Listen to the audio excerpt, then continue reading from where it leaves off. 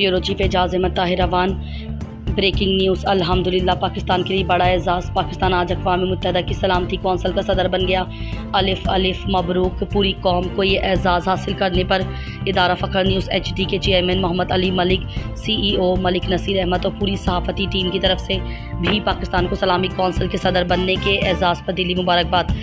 सलामती कौंसिल की सदारत मुहाना बुनियादों पर घूमती है, लिहाजा पाकिस्तान की सदारत जुलाई 2025 के पूरे महीने के लिए है। ये सदारत सलामती कौंसिल के 15 अरकान में अंग्रेज़ी हुरूफ तहजीज़ की तरतीब से हर माह तब्दील होती है। पाकिस्तान इस वक्त गैर मुस्तकिल रुकन की हैसियत से 2025-2026 की मुद्दत के लिए कौंसिल में मौजूद है। फ़लस्तीन, कश्मीर, यूक्रेन, ईरान, अफ़गानिस्तान जैसे अहम और संजीदा मामलात पर पाकिस्तान अपना मौक़िफ़ ज़्यादा मौसर अंदाज में पेश कर सकता है। ये पाकिस्तान के लिए एक अहम सिफारती कामयाबी भी है और आलमी सतह पर उसकी क़यादत और किरदार को मज़ीद मुस्तहकम करता है। Bureau chief Ejaz Ahmad Tahir Awan.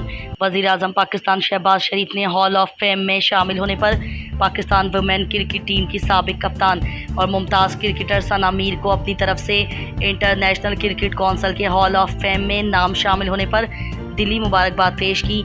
सना मीर की ज़ेर क़यादत पाकिस्तान वुमेन क्रिकेट टीम ने नुमाया कामयाबियाँ हासिल की और दुनिया भर में पाकिस्तान का नाम भी रोशन किया।